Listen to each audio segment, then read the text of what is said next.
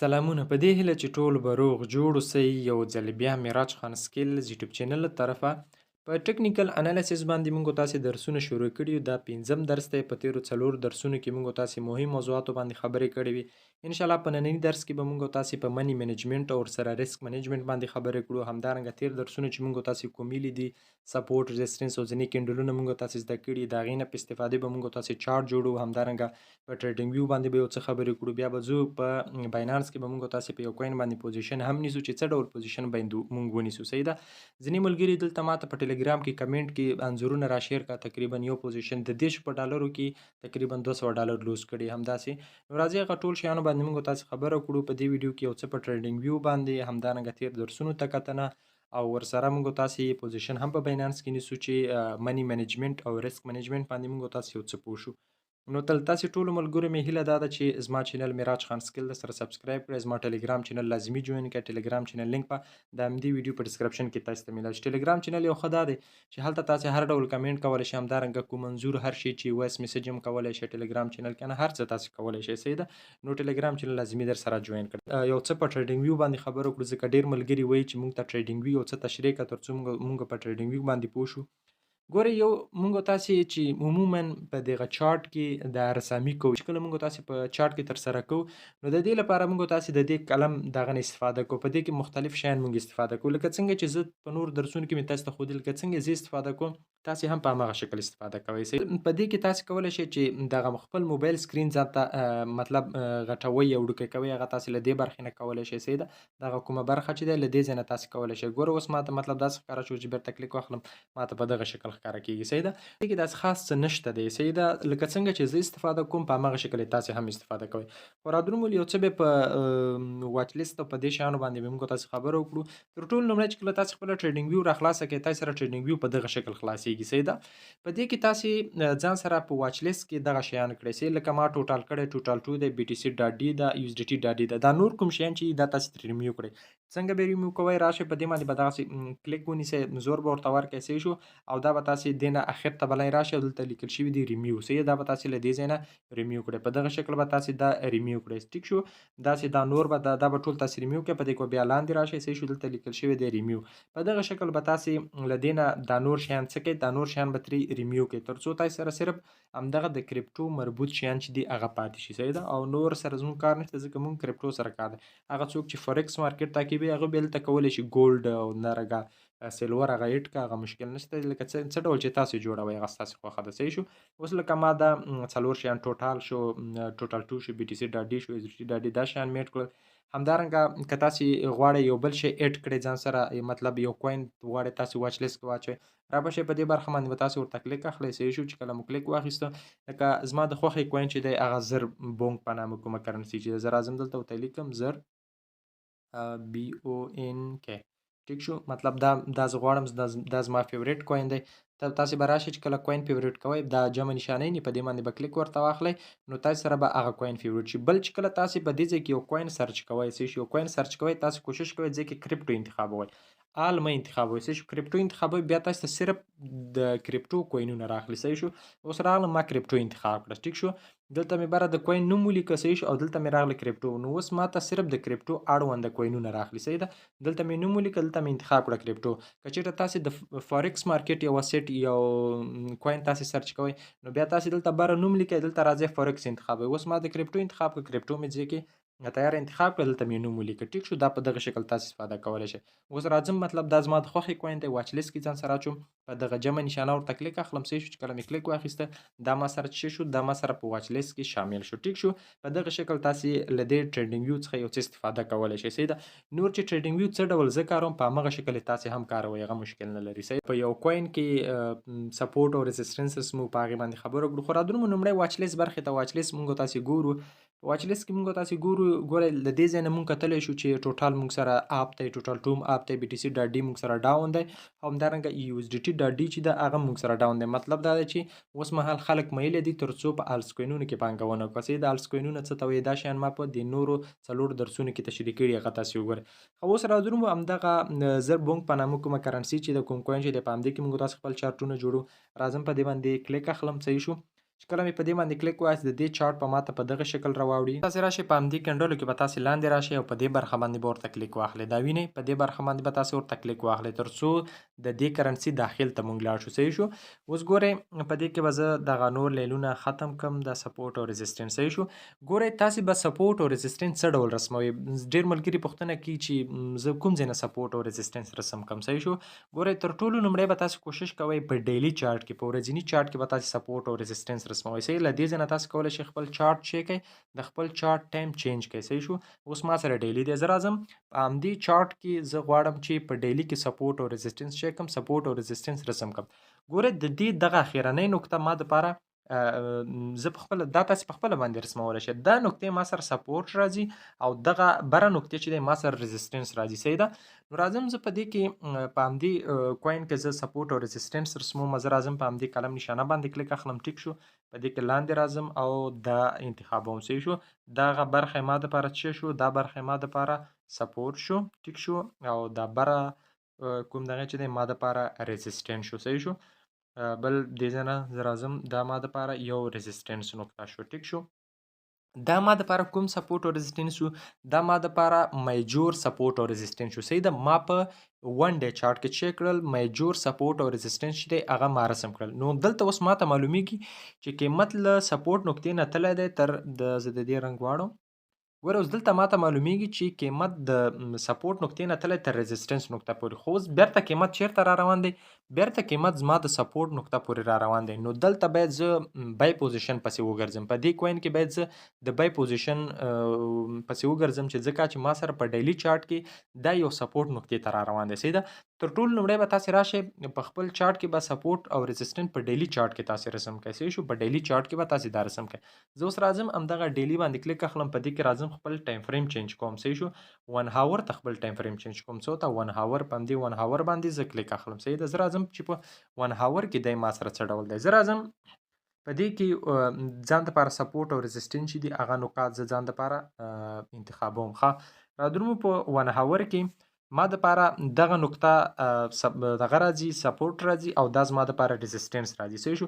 یو ځل له دې ځای نه قیمت شروع شوی دی بر اخري نقطې ته رسېدلی بیرته همدې ځای نه تر دې ځای پورې راغلی دی. ګوره اوس رادرومو په دې کې مونږ تاسې خپل سپورټ او ريزسټنس چې دی هغه رسمو. رادرومو را به شو همدغه ټرند لاین دې نه په استفادې سره دغه نقطه مونږ دپاره چې شو سپورټ شو او دغه بره نقطه مونږ دپاره چې شو دا بره نقطه زمونږ دپاره دغه ځای چې دی مونږ دپاره ريزسټنس نقطه شو. سره دغه دوه نقطې چې کومې ښکاره کېږي دا نقطه اوس یوه دا یوه دا یوه دا یوه دا دا ځکه دا مونږ تاسې د سپورټ او ريزسټنس په دې اساس رسمو چې دغه عملیې مونږ سره په تیر وخت کې اجرا شوي دي. صحیح ده. یعنې دا اټکلي دي مطلب په تیر وخت کې د رفتار سنجۍ په اساس باندې دا مونږ ټاکو. رفتار سنجي نه ده په مطلب مونږ یو چې په یو دا چې دی مونږ تاسې د رفتار سنجۍ په اساس کوو. رفتار سنجي څه معنی مطلب مونږ په سپورټ او ريزسټنس د رفتار سنجۍ په اساس رسمو. اوس دلته دغه نقطه او دا نقطه مونږ دپاره ځکه مهمې شوې چې قیمت راغی همغه نقطه چې مخکې لو نقطه مونږ دپاره جوړه کړې وه همغې نقطې ته قیمت راورسېد. دغه دا نقطه یې دا وینې دا دې نقطې ته قیمت راورسېد بیرته لاړ همدې نقطې ته لاړ. صحیح شو. او همدې نقطې نه بیرته څه شو کته ښکته طرف ته ريزسټنس نقطې نه ښکته طرف ته لاړ. صحیح شو. په دې ځای کې په دغه نقطه کې دا نقطه چې کومه ده په دې نقطه کې خلکو بیه اخیسته خو چې دې نقطې ته ورسېد بیرته یې سیل کړه.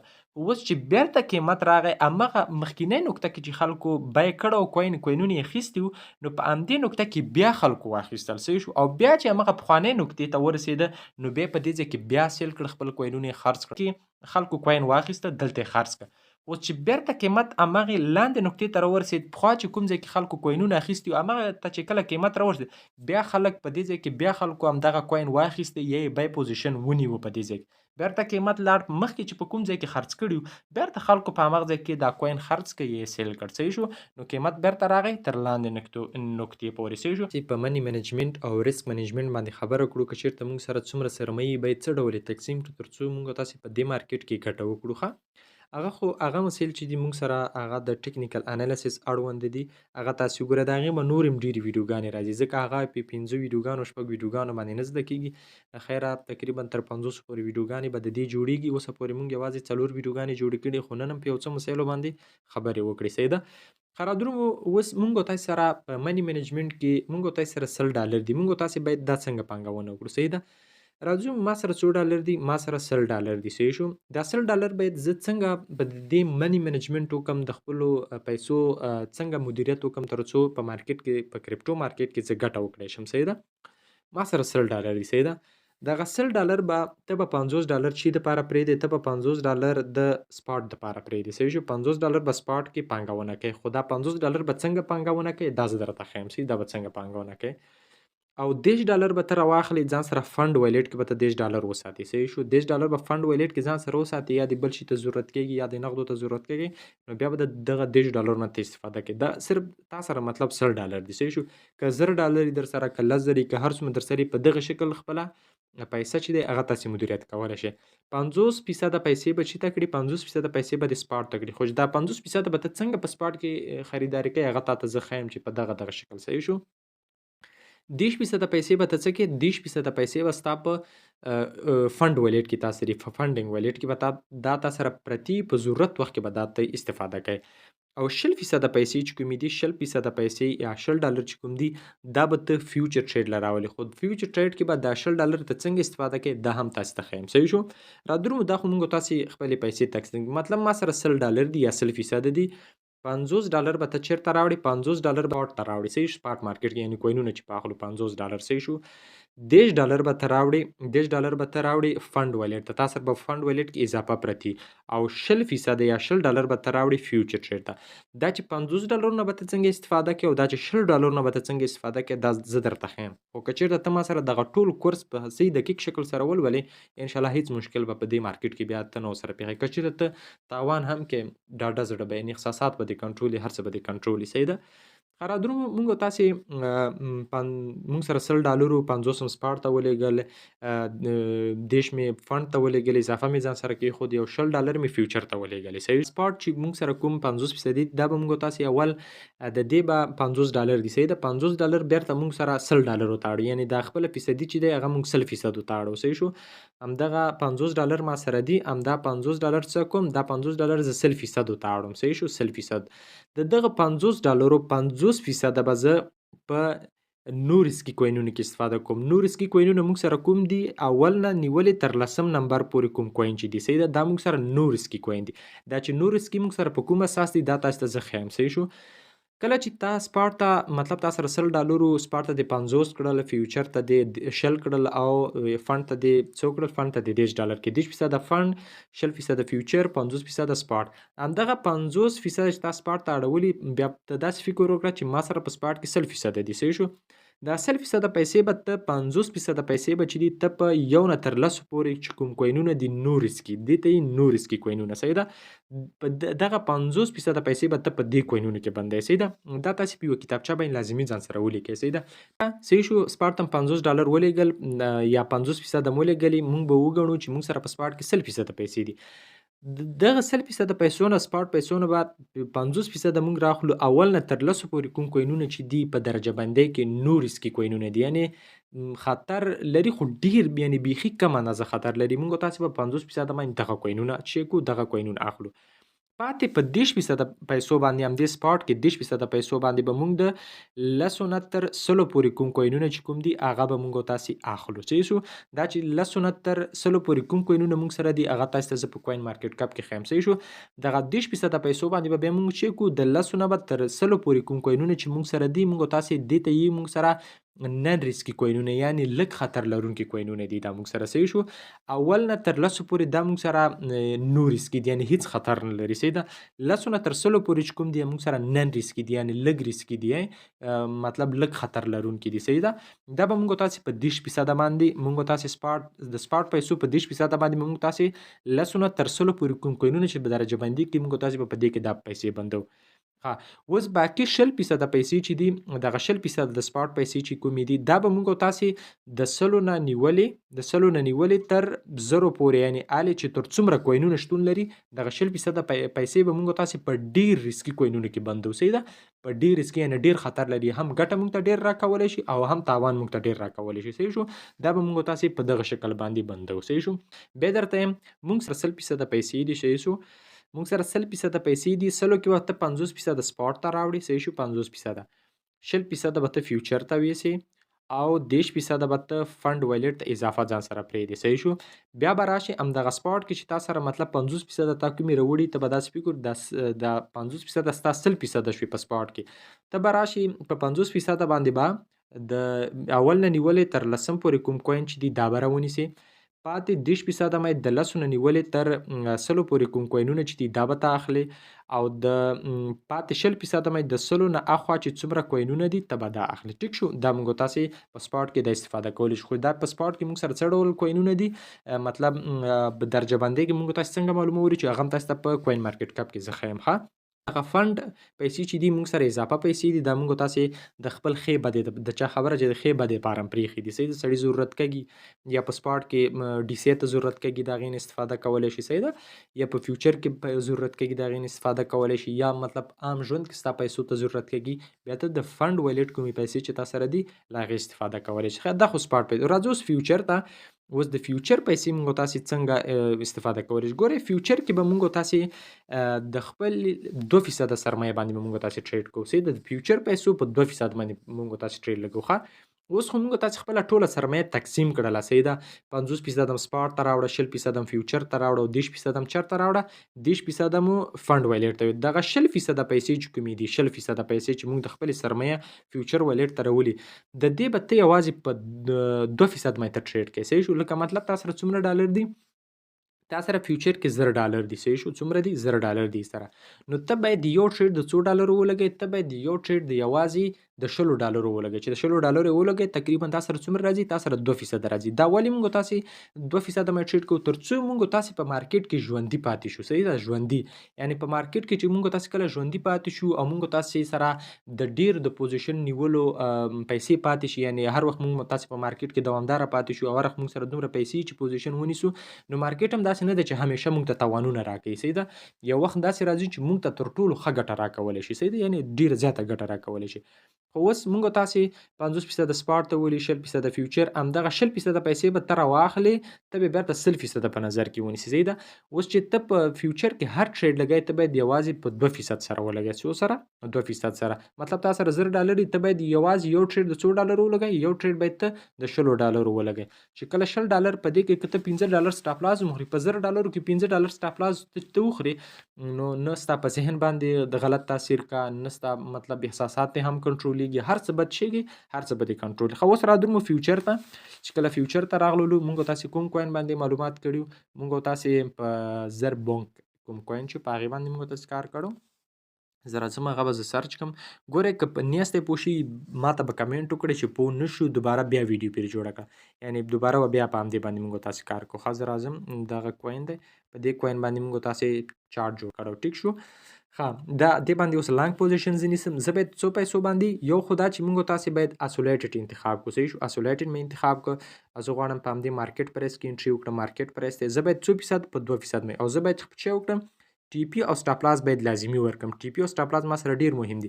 که په 0 ډالرو کې زه په 100 ډالر ټریډ کوم او د 15 ډالرو زه سټاپ لاس وخورم نو هیڅ مشکل نشته. 15 ډالر په 0 ډالرو کې 15 ډالر تاوان نه ستا په احساساتو کې کوم تغییر راولي نه ستا په څیرې کې کوم تغییر راولي یعنی نه ستا زړه ضربان. اوس ګوره موږ تاسې ډیر خلک دي ټریډونه وکړه بس بیا وارخطئ یو داسې تبې غوندې نیولې یو مطلب ډیر ورته وارخطئ خپل احساسات نشي کنټرولولی چې هغه نورې پیسې لا پسې تاوان کړه. خو که چېرته تاسې دا کوم طریقه چې ما درته وښوده په همدې طریقه تاسې مخته لاړ شئ په ټریډینګ کې نو هیڅ مشکل به نه هم به د ژوند په راخطئ هم به له ملګرو سره چکرو ته هر شي ته به وزګار یعنې یو مشکل به هم نه وي تا سره ځکه منی منیجمنټ په تا کړي او ریسک منیجمنټ په تا دواړه کړي چې دا دواړه ته په مارکیټ کې اپلای کوې نو په دې مارکیټ کې به ته همیشه ژوند دی په دې مارکیټ کې به ته همیشه کامیاب او په دې مارکیټ کې به ته همیشه ګټه کوې. صحیح شو.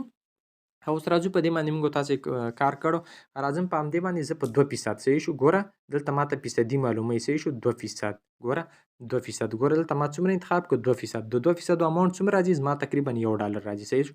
اوس راځم په همدې باندې زه لانګ پوزیشن نیسم. ګوره په دې باندې ما لانګ پوزیشن ونیو زه راځم خپل پوزیشن برخې ته. صحیح شو. چې کله پوزیشن برخې ته رانه په همدې بونک کرنسي باندې ما څه کړم ما لانګ پوزیشن ونیو. اوس به زه راشم دې ته به خپل ټي پی او سټاپ لاس ورکړم. ټي پی او سټاپ لاس به څنګه ورکوو ټي پی او سټاپ لاس به موږ تاسې 30% ګټه په نظر کې نیسو. څومره 30% 80% ګټه په نظر کې نیسو او 30% تاوان. صحیح شو. زه راځم دلته خپله ټي پي ورکوم. ټي پي څه ورکوم 0.0 15 ټیک شو 0.0 یا 14 صحیح شو خو دغه ټي پی به ستا د ریزسټنس په نقطه کې صحیح شو چې کله قیمت راځي دغه ریزسټنس نقطې ته نو دې ریزسټنس نقطو کې به ته ټي پی سلیکټ کړې صحیح شو د ریزسټنس نقطو سره به ته چې کې ټي پی ورکړې دې نه پورته ټي پی داسې نه چې مطلب ته اوس راشي چې مطلب زه ټي پی ورکوم چې دلته دغسې ټي پی ورکوم نه دغسې ټي پی خو بیا نه ښه ته به ټي پی چېرته ورکوې هلته به تا چارټ په ټریډینګ ویو کې جوړ هلته چارټ مونږ جوړ چې اوس دوباره هلته ځو بیا وخت ډېر لګي که نه تا به چارټ تیار جوړ کړي په هغه چارټ کې به تا ټي پي هم ځاته مشخص کړي مونږ مشخص کړه او سټاپ لاس هم را به چې د همغه چارټ مطابق به ته ټي پي او سټاپ لاس ورکړي صحیح شو لکه 15 ما ټي پي ورکړه او زه سټاپ لاس ورکوم صحیح شو 8.5 ټیک شو اوس ماته چې کله دې ته راورسېږي ماته به څومره تاوان راکړل شي ماته به 0.13 او که چېرته ټي پي ته مې ورسېږي ماته به $2 ګټه راکړه زه به راشم په کنفرم باندې خپل سټاپ لاس او ټي پي مې دې ته ولګول نو چې کله مې خپل سټاپ لاس او ټي پي ولګول او همدارنګه